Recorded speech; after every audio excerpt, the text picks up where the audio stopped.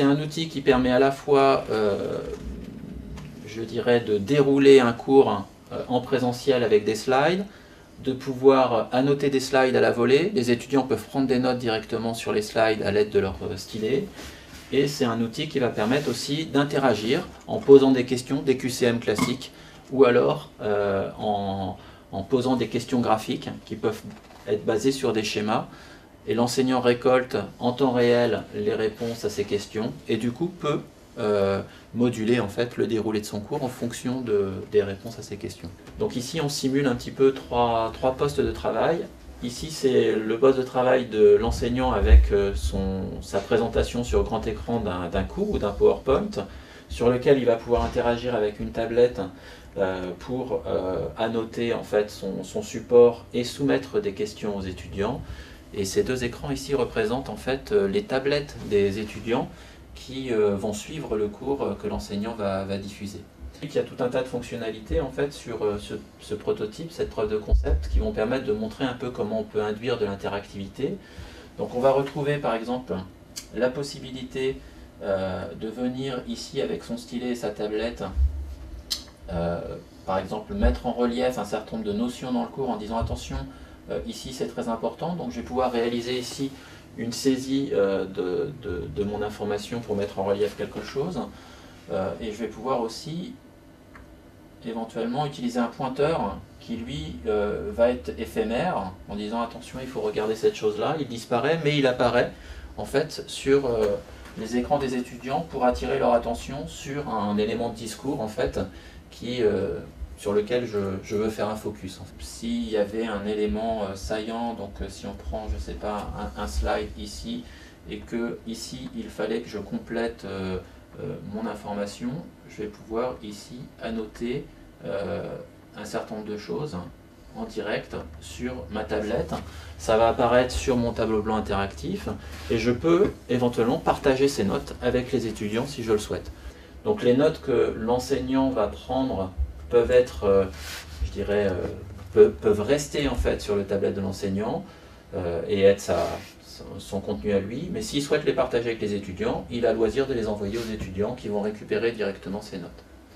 Alors en parallèle, les étudiants peuvent bien sûr annoter leur support de la même façon que ce que j'ai fait sur le tablette PC en écrivant directement sur leur tablette. L'enseignant a toujours besoin de savoir si les étudiants ont intégré en fait les notions qui sont énoncées dans le cours, et pour ça il va pouvoir susciter un certain nombre de questions via des questionnaires en fait plus ou moins raffinés. Pour réaliser ce questionnaire à la volée pendant mon cours, je vais le faire avec mon stylet. Donc je vais pouvoir ici réaliser un questionnaire avec des petites puces en disant tiens je vais solliciter mes étudiants sur 3 questions. La question 1 qui va être de telle nature et je peux marquer ce que je veux. La question 2 qui va représenter, je ne sais pas, une réponse vis-à-vis d'une formule de maths, et puis la question 3. Là j'ai élaboré à main levée en fait des questions pendant mon cours, et j'ai envie de voir si les étudiants ont bien perçu en fait ces questions. Je vais donc en fait les envoyer aux étudiants, et ces questions vont arriver, là on voit, elles arrivent sur les tablettes des étudiants. Ils vont ici soumettre leurs réponses sur le petit bouton soumettre. Voilà, et moi je vais pouvoir collecter. Je vais pouvoir collecter en fait les réponses. Et donc les réponses ici elles arrivent sous forme d'un organigramme. Ici avec les participants et puis des barres. Alors ici il n'y a que 2 étudiants, donc les statistiques ne sont pas très signifiantes, mais l'idée c'est qu'on ait une vision statistique de l'ensemble des étudiants et de l'ensemble des réponses par rapport au questionnaire soumis. En fonction de ces retours-là, l'enseignant va pouvoir du coup soit approfondir une notion si elle a mal été comprise, soit passer à la suite si il estime que la notion a été assimilée. On peut ensuite poser des questions de façon beaucoup plus ouverte, donc dans un mode graphique ici. Dans une école d'ingénieurs, on a besoin d'élaborer souvent des schémas, des formules mathématiques, et donc la question peut porter sur un schéma ou une formule mathématique, ou un circuit électrique ou autre chose.